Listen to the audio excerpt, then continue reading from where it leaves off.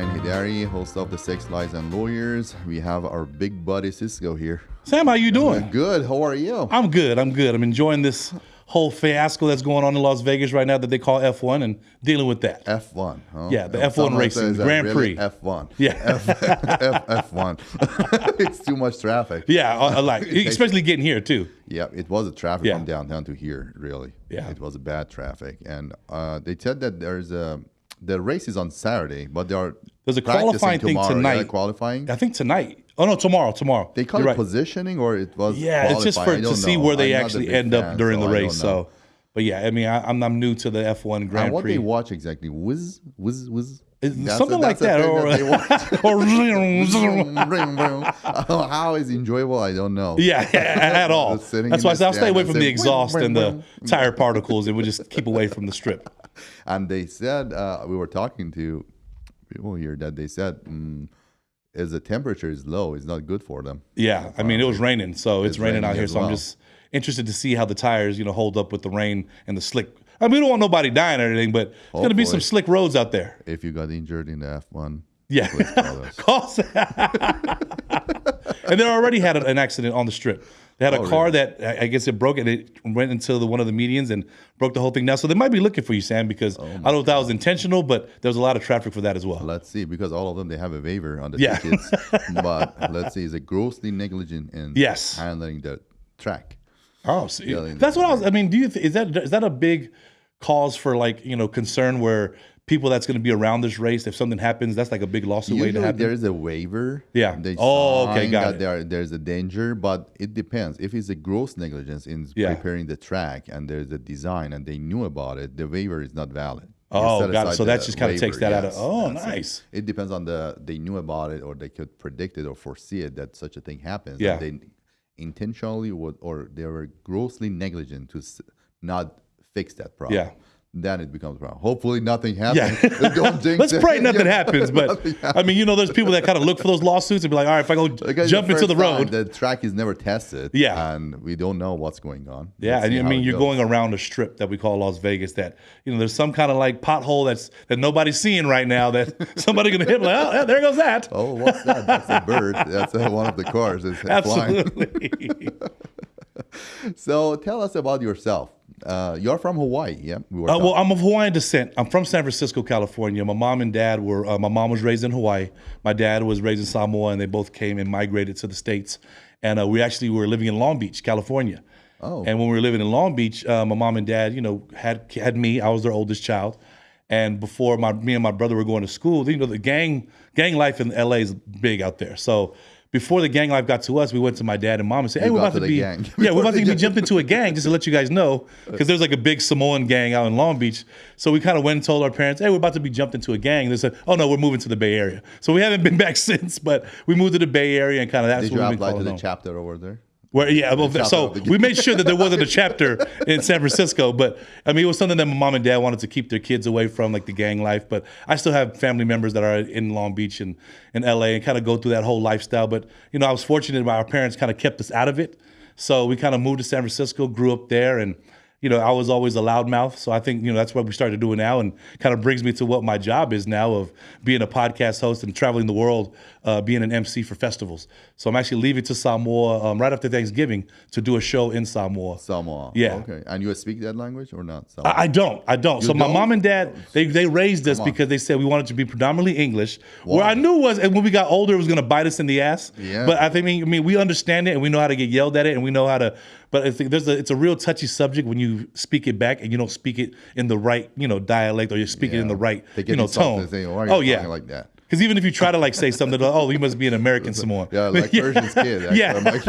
Listen, when you talk, you say that's improper. Yeah, absolutely. So, I tell all people all the time, I say I love my culture. I'm trying to learn it now, but it's kind of like not too little, too late. But it's something where I've always understood it. But it was always to kind of give it back to somebody. It was like, you kind of second guess yourself because it didn't flow how they said it to you. So I said, okay, I understand it, but I'll answer you in English. Let me ask you something. Sometimes I see the Hawaiian license plate here. How they get here? They're shipping them over. Yeah, exactly. I'm like, how these Hawaii cars get over here?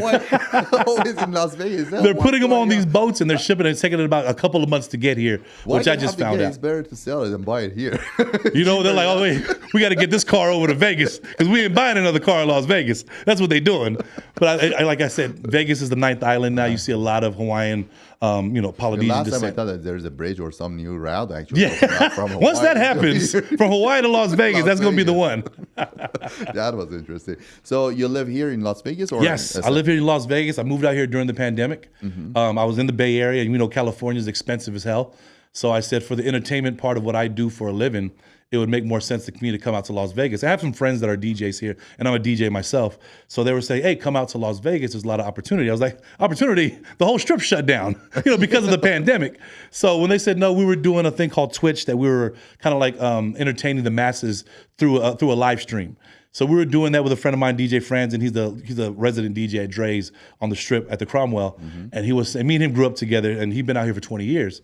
And he said, yeah, come out to Las Vegas. There's a big opportunity. So I'm thinking I'm coming out here because, to do hip hop and R&B music, which he's done. He was like, no, when you come out here, there's a huge island demographic with Hawaiians. Yeah, and they actually call it the 9th island. Hawaiians from Hawaii. Oh, yeah. So I'm like, wait, there's no way. So when I moved out here, the first kind of indication that I knew. They choose this place. It's dry and it's a desert. Well, that, and plus there's gambling and good food here. So that was another.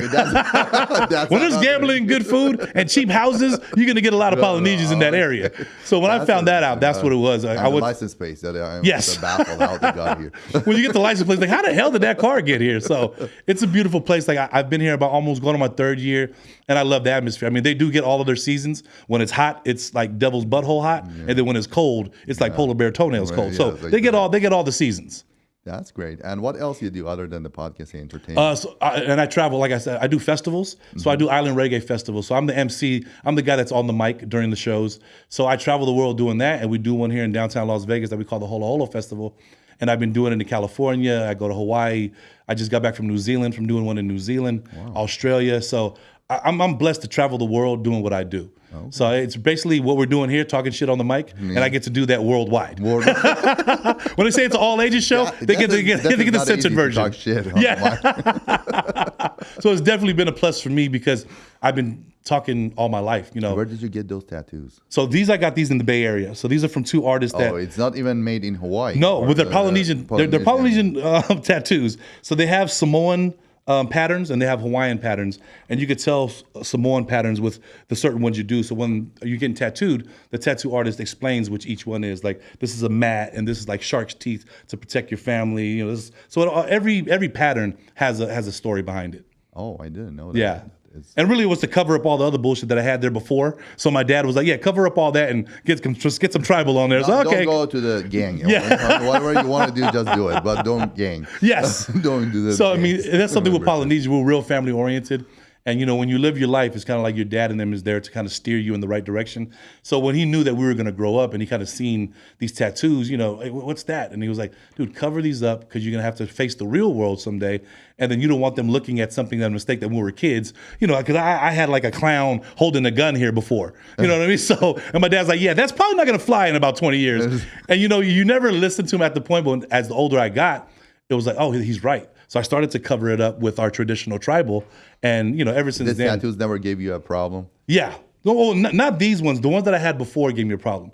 Because, in today's society, you're always frowned upon when you wear a long sleeve shirt. And I said, look, once I got them on my hands, I was like, this is something, because I hold a mic. I hold a microphone when I'm on tour, when I'm on stage. And I told them, I said, I want to, get the tattoo on my hand. And my parents were like, you get a tattoo on your hand, it's going to be harder and you're going to be, looked at differently. To hide it or just whenever you want. Yeah, but I made my decision at that point because I was working a 9-to-5 job and, they had me wear the long sleeve shirt and stuff. And I was like, I was a sales director at Comcast in the Bay Area, and they was ready to give me the sales director job because I can sell sand to a beach. I can sell anything. So I was a good salesman, but as I could see, it wasn't my passion. Without talking Polynesian, that language actually. Yeah. So when it's something that you're not passionate about, which I found myself in, I was in a sales job that I was making money for a corporate company. So when they actually flew me out to Florida to kind of offer me this director job, I said, hey, I appreciate the trip, but I'm going to follow my dream of, making my own podcast and doing. So they all laughed at me, of course. They're like, oh, you'll be back. But it's crazy because 6 months later, my boss at the time got laid off. And he went to one of my shows and he was like, you made the best decision ever, because now he's coming to my shows, watching what I'm doing for a living, that I actually told myself, I said, I'll never go back to, like, I'm not frowning upon 9 to 5. Everybody needs a 9 to 5 to fund their 5 to 9. Okay. So I would never tell somebody to leave it unless you're really sure about your passion, in which I was really passionate about. And ever since then, I haven't went back. That's interesting. Yeah. Someone told me that you got a problem with the bounty hunters or something. Yeah, shout out Dog the Bounty Hunters. That's what John was telling me. He said, yeah, that's the thing. I said, what was that about? Yeah, it's crazy because, when we were living in Hawaii, my brother, they were looking for my brother. And it was a brother of mine, and Dog the Bounty Hunter was our bail bondsman. So when he jumped ship, my brother moved back to the Bay Area. It was such a smaller crime.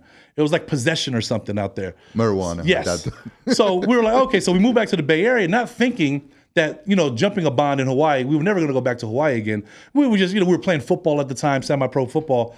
And this is when the Dog the Bounty Hunter show started to become famous. So we kind of laughed at it. It was like, oh, remember that guy? We kind of knew Dog the Bounty Hunter from knowing he was a bail bondsman in Hawaii. And then it was like, okay, the show's starting to get bigger. So we're like, okay. So we thought about it, like, what if he ever comes to the Bay Area to try to, get. So we're working construction one day. We're sitting there and we're doing practice, and somebody had called, hey, Dog the Bounty Hunter's in the Bay Area. And I'm like, wait, what? So we kind of took it as a novelty to be like, cool, we didn't know that he was actually after my brother. Yeah. Don't greet him. Yeah. He's from that same hood. So we were like, wait, Dog the Bounty Hunter's in the Bay Area, where, of course, A&E and whatever production company gave him the money to do that, where they were chasing, people that jump on. The thing was, they kept mistaking me for my brother. I'm 6'5". My brother's like 5'10", 5'11". So there was a big, huge discrepancy over, the image of who I was. He came to our football practice, Dog the Bounty Hunter, his son Leland, and they were trying to grab me. And, I looked into the camera and I was like, oh, you guys are about to see Dog get fucked up. That was because we knew what the show was about. But people didn't know that. Became famous, huh? Oh, yeah. So after that, I was like the trailer park's king at that time, because everybody knew. It was like, oh, that's the guy from Dog the Bounty Hunter. And everywhere I went, it was crazy because people watched that show. And people kind of recognized who we were. And we would come back to visit Vegas, and all the security guards in Vegas would be like, hey, you're from Dog the Bounty Hunter. And for the longest time, I was from Dog the Bounty Hunter. What happened on the camera when they told him that it's not you? So what I told him was that they kept. You got pressing. apprehended and stuff. So I got apprehended. So I went to the gym. I was playing basketball at the gym, and they came in with local law enforcement, laid me down on the ground, guns drawn and everything. And I'm like, guys, I'm not this guy you guys are looking for. So and it was false arrest every time. They came to a nightclub and actually put a gun to my head, and that's when it was like, okay, now this is a little much. So I had a shotgun. Did you sue them? Yeah, we definitely sued them, but I'm not inclined to tell them what all the logistics are of it. Let's just say we sued them, and you can no longer find the episode. People ask me what happened. That was a fun episode, man. Oh, yeah. It was their season premiere. It was a 2-part series. And you were apprehended 3 times? 3 times, but one was on camera. Or 1 season? So 3 times in actual life. Yeah. Because we had enough for the whole season. And what people didn't see, that when they actually did catch my brother at the time, they came back 6 months later, and he ended up doing like a couple of months, and he was out. But, for those shows that kind of build up this big old thing where Dog the Bounty Hunter is, going to get his man. And we kind of seen the whole. But it's good. It's a fame. Yeah, I mean, it's entertaining, right? So, God rest her soul, Beth, his wife, who had passed away at the time, she had voicemail messages from her and saying, hey, please sign the waiver, because I never signed. They were trying to get me for the longest time to sign the release. Whose wife? Dog Beth. So when Beth was like, hey, and then Dog was on my voicemail. So finally, a lawyer came and seen me and was like, hey, man, do you have representation? I said, bro, I don't know what I would want to be represented for, but he said, did you ever sign a waiver? And I said, no. He said, I'll take your case. And I was like, okay. I said, cool. I said, I ain't got to pay you. He was like, no, if we win something, I'll take it from the winnings. So contingency fee agreement. Yeah. So he took our case, and it was like, he said I showed him all the voicemail messages, and he was like, this is gold. You know what I mean? Because I had Dog the Bounty Hunter saying, hey, if you sign this waiver, you'll be the talk of Samoa. He was just kept, and I had all these voice messages that I said, hey, I don't know if this means anything to my lawyer at the time. I said, but I have these voicemail messages, and that just kind of like. His eyes lit up and was like, wow. So at the end of the day, we got the actual episode canceled. Well, they can't show it no more. And then we had settled. So other than that, it was just kind of a thing where it was like. It was a part of the settlement, it should be canceled? Yes. Well, that was a stipulation. It was like, okay, because we were trying to. You could just ask them to give you a loyalty. Well, we were asking that too because remember they had commercials and everything. So we said we want a little bit of everything. So they're like, some royalty out of that. It was a famous. Oh, that's the one that got wrong. Because I wish I would have known more then. Because looking back on it, of course the lawyer was like, hey, let's just get a quick, let's do something real quick, get a quick settlement. But I really think that if we really wanted to take it to court and kind of do the whole process, which I think we should have done, but in hindsight. But I think, knowing what I know now, it's like I'm real aware about, how important having a lawyer is and how important your kind of your agreement with the lawyer is like, say, look, if we're going to fight this thing, let's fight it all the way through, not just something that's going to, benefit you at that time. Time. Yes, I agree. That's interesting. Yeah. So I heard it completely from you. That's good. Because John was telling me, ask that about that question and say, why? Possibly he doesn't want to talk about it. No, it's crazy. Like, of course we can't go in detail about it, but it's still to this day, I'll be in a grocery store and you'll have this old white lady and she'll look at me and I'm just wondering what she's looking at. And then she say, you were on Dog the Bounty Hunter. And I was like, oh shit. I was like, oh yeah. What year was it? Oh man, it was early 2000s. Early 2000s. It was early 2000s. How old you were? Man, I was in my 20s. Yeah, I was. You had episode of the apprehension. Yeah. And I was like, you still to this day, if you Google my name, you'll see a picture of me and the dog. Lay down on the stairs. I said, okay, they came over. Let me lay down. But like, what people didn't see. Okay, my hand is behind. Yeah. Okay, just do it. You got the wrong one. Guys, I'm not the guy. They're like, oh, he's a threat. He's putting his hands up. I got the same situation. I went to my friend's jewelry store. And apparently, I went in and I saw that person my friend is talking to someone. Yeah. And someone with a suit. And I was coming from the office going to talk to my client and my friend. Yeah. And the suit, actually, with the tie. And I went in and I said, okay, he's busy talking. I said, okay, I will go grab a coffee and come back. When I turned back, I went at the door. I saw the SWAT team in front of the door. And all of them, click, click, click, click. All of them shot. Before you got out the door. At the door. I said, what the heck is going before getting out? I said, lay down on the floor, put everything. Wait. I dropped my cell phone, everything, and my wallet. In the middle of the Los Angeles Westwood area. Oh, wow. They laid me down on the floor with the suit, with the sunglasses. So you're like, what's going on? What's going on? I said, don't shoot. Okay, I have a wallet in my thing. There is no gun. I don't have anything. Okay. Yeah. Because 4 cars standing in front of me and pointing the guns. Oh, it's scary. It's definitely scary. And other people in the SWAT team say, what the heck? Yeah. Can you put me in the car, cruising? Yes. You got the wrong person. Absolutely. Okay? And they say, no, sit down. I say, okay. Stop resisting. Like, wait, I'm not. My hands are behind my. Stop resisting. Why do you keep yelling that? I'm sure that I'm not resisting. On the sidewalk, I put my hand in my bag with the suit, and people are taking a video of me. Yes. Because I know the stop resisting is like a safe word. Dude, what's going on? And say, there's a report of the person in the 35 to 40 with the gray suit. And I had the fucking gray suit. Yeah. You fit the description. And the guy is inside. I don't know what's going on, but they are making a deal based on what I saw. Wow. There was no robbery going on. They say, no, someone reported the armed robbery. And you were walking out at that same time. I was out that door. Sam, put your hands up. But it's scary, right? Like everyone was taking a video on this. Said, can you just put me in the cruiser, officer? Because at that point, it's embarrassing. You have to just pat you down. I said, man, I don't have anything. Just do it fast and put me in the cruiser. Take me to the back street, okay? I'm not doing anything, please. I don't want to be in the video. Says, because I look more of a criminal that you guys are doing this in front of everybody. And the lady's like, there he is. And you're like... Hey, everybody. Who is this guy is doing exactly on the floor with the sunglasses? Because that footage could follow you for life. Yeah. You're like, hey, that's the guy from the footage that went viral on Instagram. And you're like, oh, no, that wasn't me. So that's what's crazy because, I should have sued them. Yeah, I mean, defamation right there. So, no, the description is so similar. I say, man, I'm telling you. I say, I know your protocol that you have to pat me down, but you don't need to point all the fucking time. I'm telling you, I don't have anything on me. Okay? And it's crazy. When they have the guns, it's scary. Yeah. When they have, because I remember when I was at the nightclub. Don't reach anywhere to your pocket. I dropped my cell phone. Yeah, like no sudden movement. Oh, yeah. The only thing you're touching me. Everything I have is a wallet here. It's not a gun. Okay. Yeah. It is scary because you get those SWAT guys that one little itchy trigger finger. Oh, he's moving. And then you can have it where somebody starts getting. I survived that day. Man, see? I feel your feelings. Okay? Yes, absolutely. I know how you felt. Yeah, that mistaken identity. Within a 30 seconds, I turned back and said, And then you start thinking about, wait, did I do something wrong? Exactly. I said, what Everything happened? flashes. There's nothing. Because you start going back to 10 years. Like, what did I do? Are they getting me for some other shit that People that unpaid were parking looking, tickets? videoing, and Yeah. everything. And the restaurant next door, they were all Persian. They were just eating food and looking at me on the floor. Saying, And then they pulled their phones out slowly. And you're like, no. Put your hands down. Oh, God, stop. That's Yeah, it. it's That's crazy. it. Okay, so thank you for coming to the show. Man, thank you for having me, Sam. Thank you for having us, actually, Yes. coming here. And let's be in touch. Absolutely, Okay? man. Thank you very Sam. much. Appreciate Thank you. All right. Thank you. Thank you.